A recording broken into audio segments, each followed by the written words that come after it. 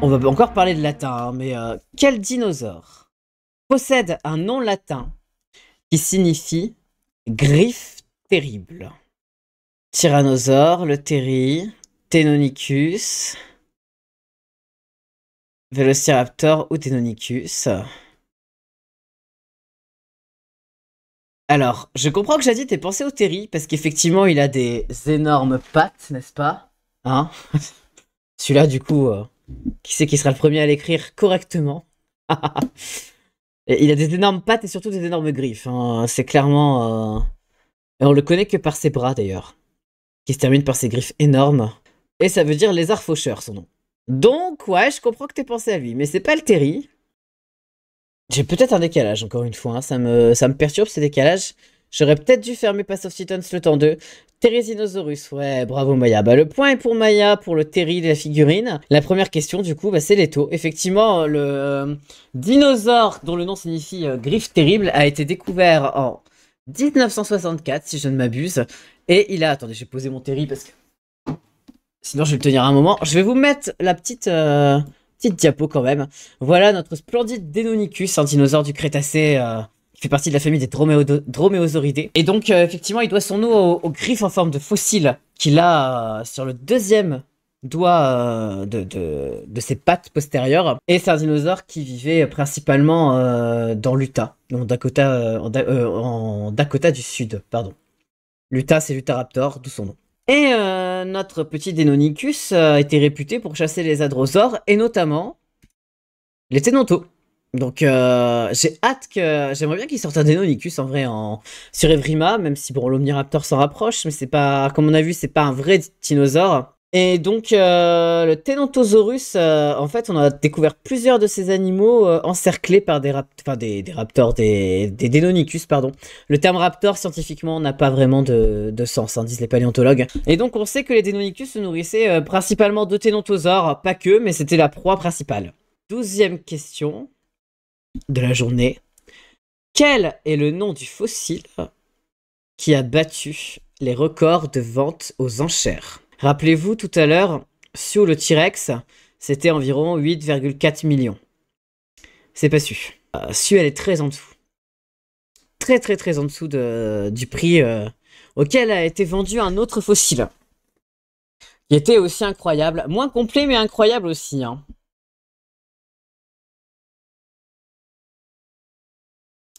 Est-ce que quelqu'un... Argentosaure... Joli, joli. Joli Salmé, non? Mais ça, il aurait pu se être nommé Argentosaure, effectivement. Vous allez voir, gling, gling, gling, gling, gling. Ah, c'est bien tombé, là, hein. Celui qui l'a vendu, là, il s'est fait du pognon, hein. Ça commence... C'est un prénom aussi, c'est un dinosaure qui porte un prénom qui commence aussi par un S. Vous pouvez répéter la question? Bonne rêve, Rosa, bonne rêve. Je disais, quel est le nom du fossile qui a battu les records de vente aux enchères? Alors, il est de la même espèce que Su, hein, pour petit indice. Su étant un tyrannosaure, c'est un autre tyrannosaure qui porte un petit nom, voilà, et qui a été vendu très cher.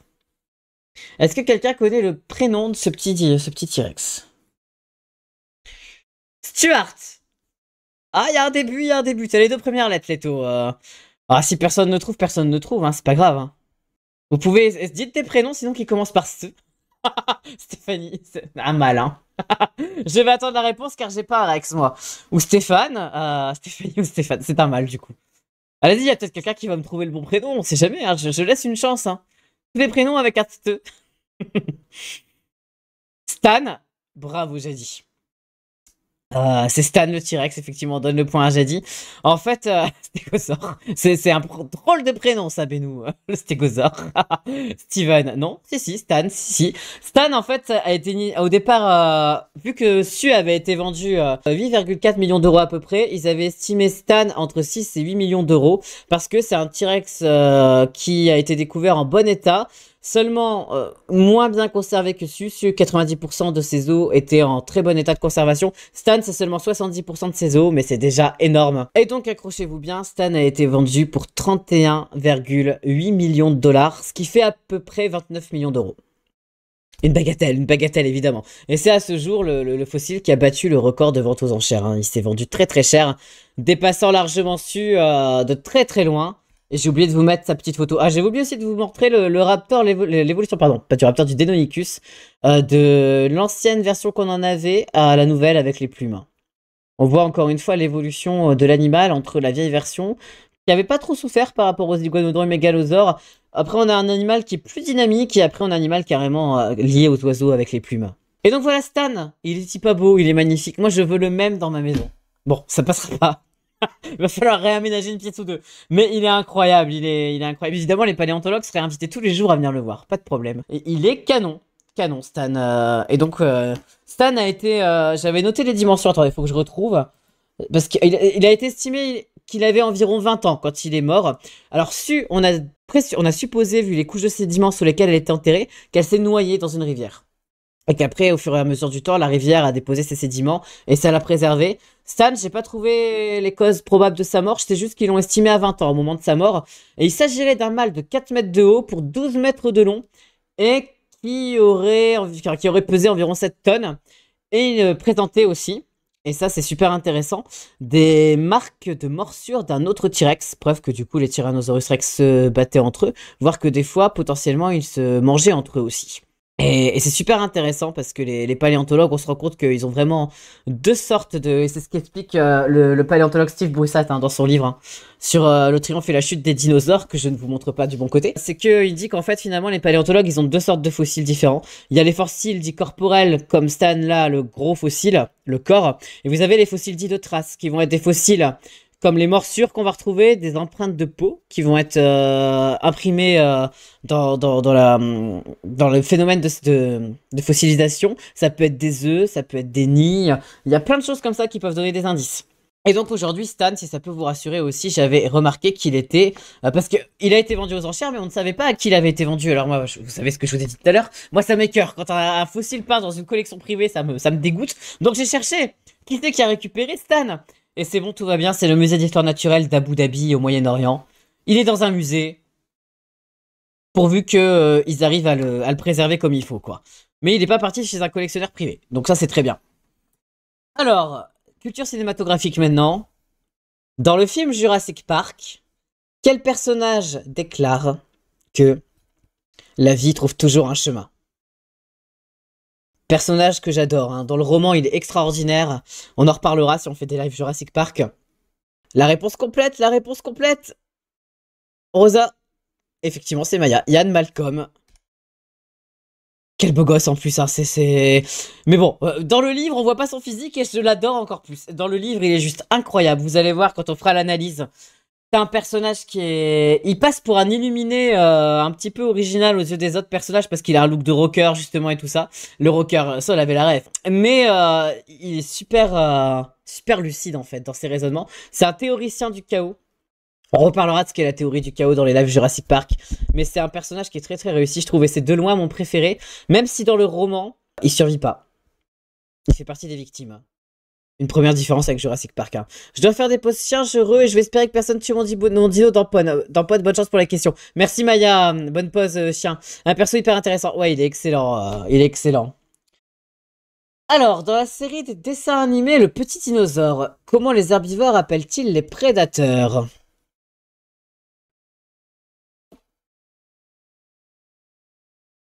Les dents tranchantes, bravo Rosa. C'est dommage que Maya soit partie maintenant. Jadis l'avait aussi, hein, dents tranchantes. Ah, ma pauvre Jadis.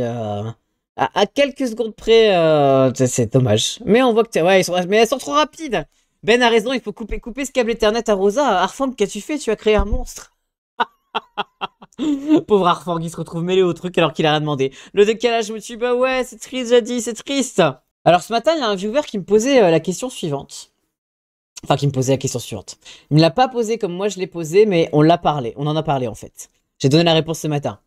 Quel célèbre dinosaure a été dit à plume avant que les paléontologues ne se rétractent finalement sur le sujet? Il y a un dinosaure, à un moment c'était la mode, on mettait des plumes à tous les dinosaures, et il y en a un très célèbre à qui on a mis plein de plumes. Et en fait, on s'est dit après, non, en fait il n'avait pas de plumes ce petit. Peut-être quand il était petit, il y avait un petit duvet, mais il le perdait en grandissant. Bravo Leto, Tyrannosaurus Rex. On en parlait ce matin, j'ai fait une vidéo sur la chaîne YouTube si ça vous intéresse, dans lequel j'explique l'avis du paléontologue Jean Leloeuf, que ça dure environ 15 minutes si ça vous dit, sur Chris Bellabas, ma chaîne principale. Et encore une fois, je vous recommande vivement le livre de Jean Leloeuf, hein, spécialiste français, cocorico du Tyrannosaurus Rex. Son livre c'est T-Rex Superstar. Si vous le lisez, vous regretterez pas, parce qu'il est très accessible et vraiment plein d'humour, hein, je le redis. Ça fait vraiment partie des... Ah oui, ça c'était la diapo des dents tranchantes, tu es un peu en retard. Le T-Rex avec les plumes, hein, on lui a représenté des plumes dans tous les sens, et en fait, finalement, on s'est dit, bah... Finalement, non. Même dans le jeu Sorian, je sais pas si vous connaissez Sorian, je l'ai. Ça fait longtemps que je dis que je vais vous le streamer, mais il y a tellement rien à faire dedans que à chaque fois, je repousse. J'attendais la sortie du T-Rex, justement, en me disant, ah, un T-Rex à plumes et tout, ça va nous changer. Et finalement, entre-temps, Jean Leloeuf a sorti son bouquin. Et je sais pas s'ils lisent aussi les paléontologues français, mais les paléontologues français sont célèbres aussi à l'international, hein. Jean Leloeuf, il a une renommée internationale, par exemple. Et peut-être qu'ils se sont dit, ah merde, finalement, notre super projet de Rex à plumes tombe un peu à l'eau. Je sais pas du tout comment va évoluer ce jeu. Aux dernières nouvelles, il était toujours en développement, mais ça fait longtemps qu'il est en développement. Ça serait un jeu solo aussi dans le monde des dinosaures. À voir si ça continue ou pas. Faudrait que j'aille me rencarder un peu sur l'évolution. Mais voilà, le Tyrannosaurus Rex, vous le savez, n'avait pas de plumes, c'est une hérésie. Attention, là c'est une question, on va se croire dans des chiffres et des lettres. Quel est le dinosaure, ayant le plus long nom?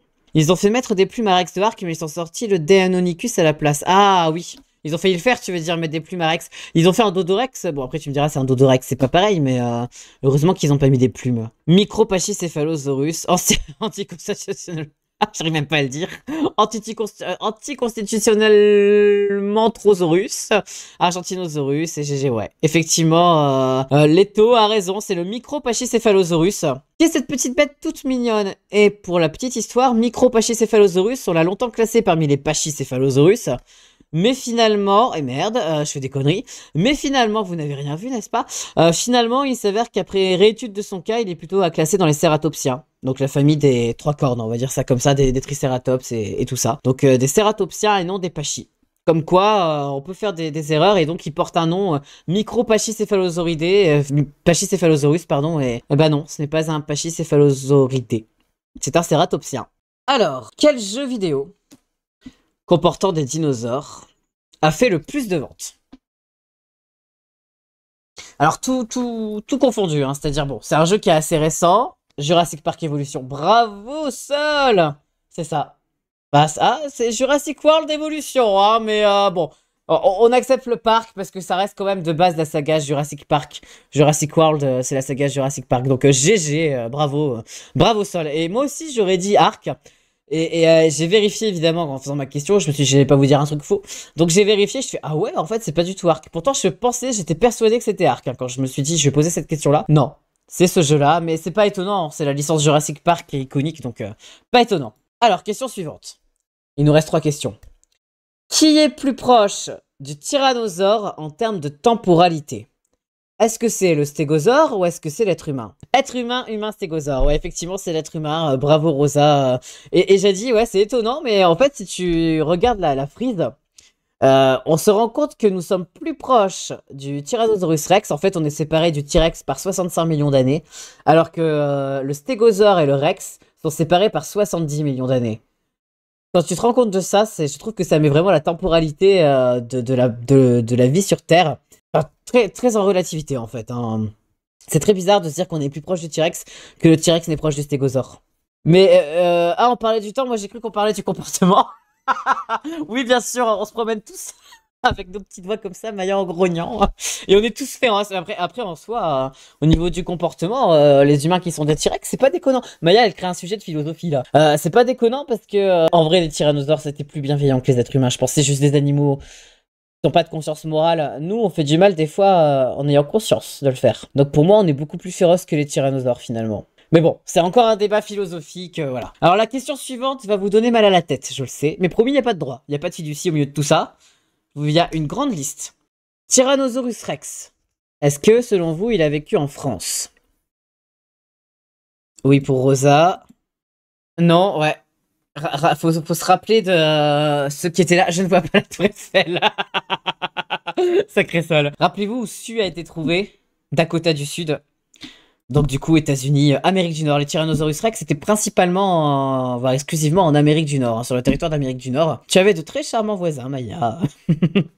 On apprécie. Donc effectivement, Tyrannosaurus Rex ne vivait pas en France, et donc le point va à Leto. Ce cher petit dinosaure-là, est-ce que Diplodocus, selon vous, vivait en France?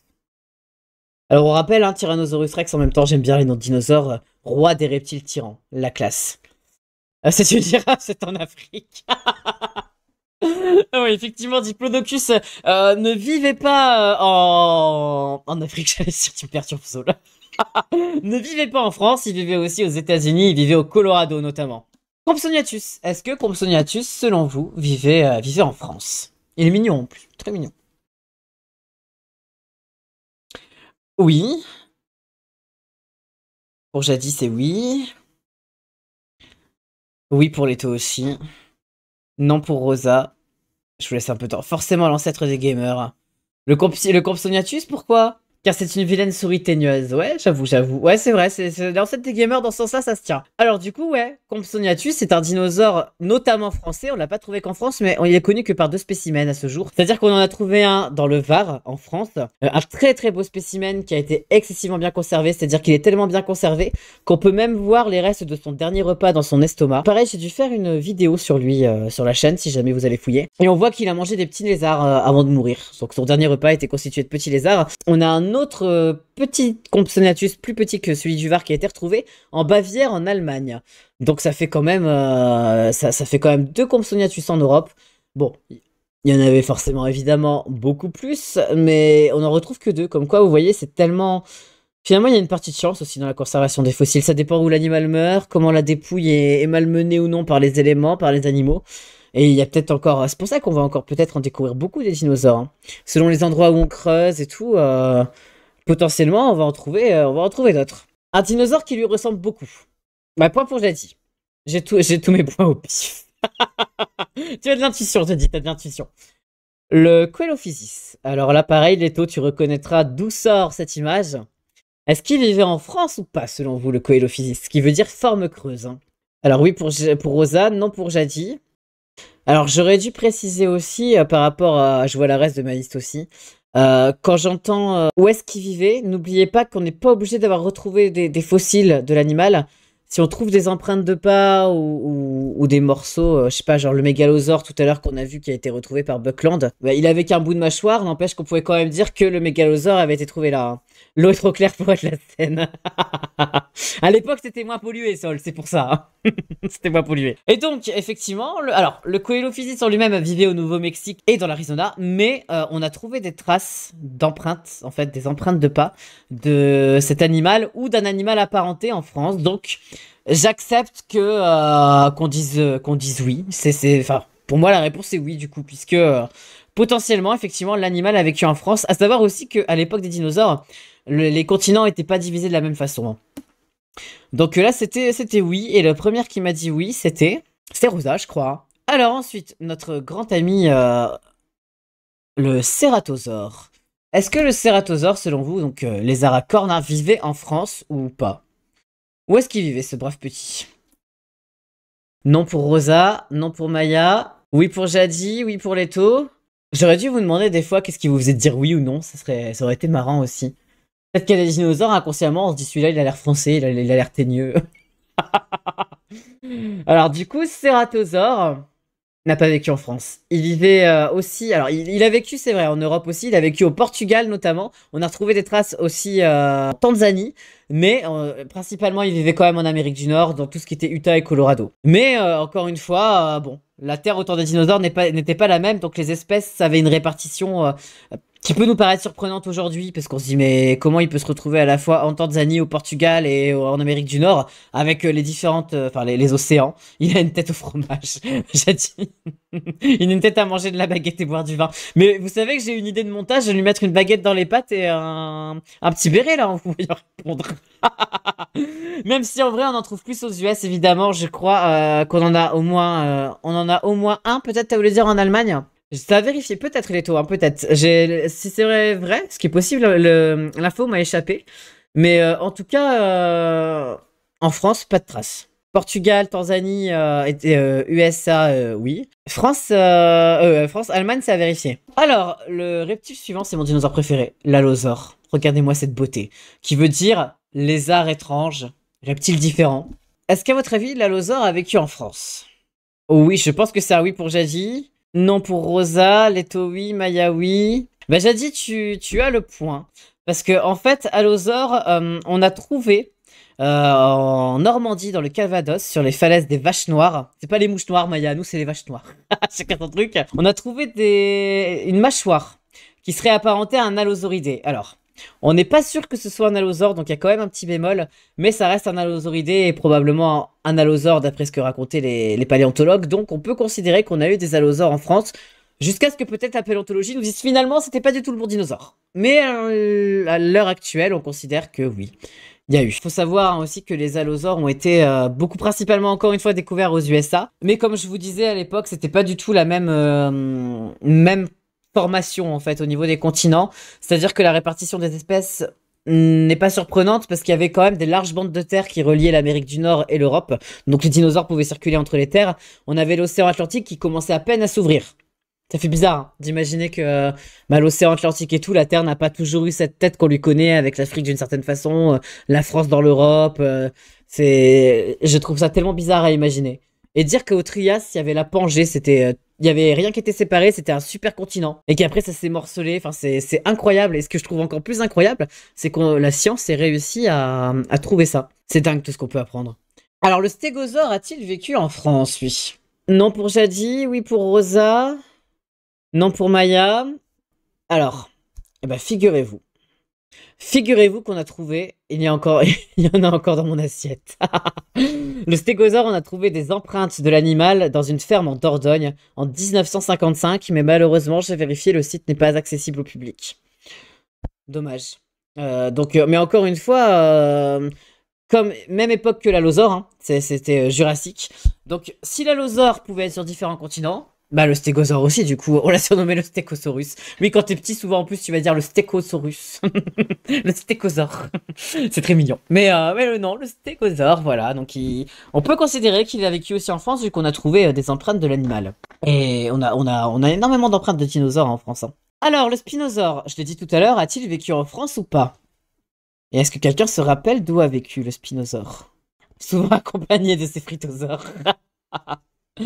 Oui pour Jadi, non pour Maya, non pour Leto. Effectivement, c'est non. Le spinosaure, c'est un animal qu'on a retrouvé en Afrique. Et ce que je regrette profondément, c'est qu'on avait un super fossile de spinosaure qui était conservé à Munich, en Allemagne. Mais la Seconde Guerre mondiale est arrivée, le musée a été bombardé et patatras, plus de fossiles de spinosaures. Ce qui est toujours regrettable parce qu'on en a pas d'autres qui étaient aussi bien conservés que celui-là, et je suis même pas sûr qu'ils aient pu faire beaucoup de répliques, hein, parce qu'ils ont tendance à faire des moulages des squelettes. Stan, par exemple, il y a des moulages qui ont été faits pour être exposés dans d'autres musées du monde. Ce spinosaure-là a été perdu et définitivement perdu alors qu'il était excessivement complet. Bah, la guerre et les bombardements, victime collatérale, ce pauvre spinosaure, quoi. Mais bon, c'est clair, c'est pour ça qu'on a mis des décennies à retrouver tout ce qu'on sait aujourd'hui. Ah ouais, il y a tellement de choses qu'on apprend, et même le spinosaure en mode aquatique comme ça, avant, on l'imaginait pas du tout, quoi. Alors, il faut savoir que alors, si Spinosaure a vécu en Afrique, notamment en Égypte, on a eu d'autres spinosauridés qui ont vécu ailleurs. On a eu Suchomimus au Niger et Irritator Salangeri au Brésil. Alors, j'adore Irritator. Leto, toi qui lis les dinosaures en bande dessinée, tu dois savoir d'où vient son nom. Et en fait, il s'appelle Irritator, c'est un autre pyrénosauridé, parce qu'en fait, les paléontologues qui l'ont récupéré étaient très irrités, parce qu'ils l'ont récupéré à des contrebandiers, donc des trafiquants de fossiles, qui pour faire monter le prix du fossile, avaient mis du plâtre sur le crâne de l'animal. Donc il a fallu restaurer le crâne, ça leur a pris un temps fou, de l'énergie, tout ça, et ça avait abîmé le fossile. Et donc les paléontologues en étaient très irrités de cette situation, donc ils l'ont appelé Irritator. Parce que voilà, ça les a marqués, ce fossile les a irrités, le pauvre, alors que c'était pas de sa faute. Et le Challenger, le reste du nom de l'animal, vient du professeur Challenger. En fait, c'est un hommage à un autre roman de dinosaure que j'adore, Le Monde Perdu de Conan Doyle. On en parlera aussi, hein, parce que il a eu plusieurs adaptations, certaines plus ou moins heureuses. Mais c'est aussi un monument du cinéma au niveau des dinosaures, Le Monde Perdu, et surtout un monument de la littérature. Alors, celui-ci devrait plaire, je pense, à Jadis, c'est l'Albertosaurus. Selon vous, l'Albertosaurus vivait-il en France? Cousin du Tyrannosaurus Rex, hein, c'est un tyrannosauridé, plus petit que le tyrannosaure. Oui, oui, non pour Leto, non pour Maya. Effectivement, hein, il n'a pas vécu en France. En fait, comment dire, son habitat, une licorne sauvage, oui, une licorne sauvage. Mais son habitat, en fait, est dans son nom. Albertosaurus, ça veut dire lézard de l'Alberta. Donc, il vivait en Alberta, au Canada. Ah, vous aviez des dinosaures sacrément classe, vous, hein. Bon, nous, on avait quelques allosaures. Nous, on a des compis, quoi.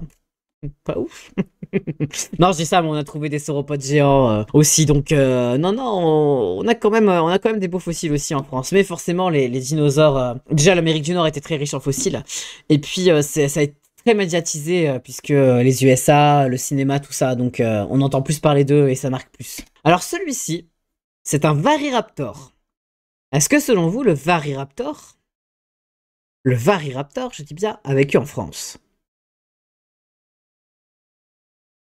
Oui pour Rosa, oui pour Leto, non. Et Rosa dans le Var, oui ou non, ça varie. T'es en forme, Ben, t'es en forme, hein. Alors, du coup, oui, on a Rosa, c'est Rosa la première, mais je pense que toi qu'elle est aussi. J'ai insisté sur le nom parce que comme l'Albertosaure, le Variraptor, c'est lézard du Var, voleur du Var. Pour le Var, qui est une région en France. Donc, ouais, on a eu un raptor en France, le Variraptor. Vient de France, visiblement. Il a peut-être vécu ailleurs, mais pour l'instant, on l'a trouvé qu'ici. Hein, donc, Cocorico, c'est notre animal. Corythosaure, lézard casqué. À votre avis, le corythosaure a-t-il vécu en France? Non pour Maya, oui pour Jadi, non pour Rosa. Non pour le Coryphoranigua. Oui, oui, oui, je veux des dinos belges avec des frites. Ah, on a trouvé quand même 29 dépouilles d'iguanodons à Bernissart, j'ai dit en Belgique. Vous êtes le pays des iguanodons. J'aime pas l'igua. C'est dommage. C'est dommage. La prochaine fois, je ferai un truc sur les dinosaures belges, si tu veux. Alors, Corythosaure, effectivement, n'a pas vécu en France. Il vivait aux USA. Est-ce vraiment étonnant? Tu voulais un Ténonto, j'ai dit. Ce que femme veut, on lui donne. Ténontosaurus. A-t-il vécu en France ou pas? Oui, pour Jadi. Pour Jadi, tous les dinosaures ont vécu en France. Tous les dinosaures connus sont aux US de toute façon, sauf les plus récents comme Kangosaurus ou Kualonga. Ouais, les dinosaures chinois aussi, la paléontologie chinoise a commencé à beaucoup prendre de l'essor. Et c'est vrai qu'il y a des animaux qui sont incroyables chez les dinosaures. Les dinosaures chinois, il y en a des qui sont incroyables, hein. Alors oui pour Jadi, non pour Rosa, non pour Leto. Seul, mais donc la folie des grandeurs des USA existe depuis des millions d'années. Exactement, c'est eux qui nous pondent un Rex, c'est eux qui nous pondent des Diplos, des Alberto. Voilà, hein, c'est... Mais bon, tu sais quoi? On se moque, Sol. Mais on a découvert un immense sauropode en France. Le truc est énorme. Attendez, faudrait que je vous retrouve...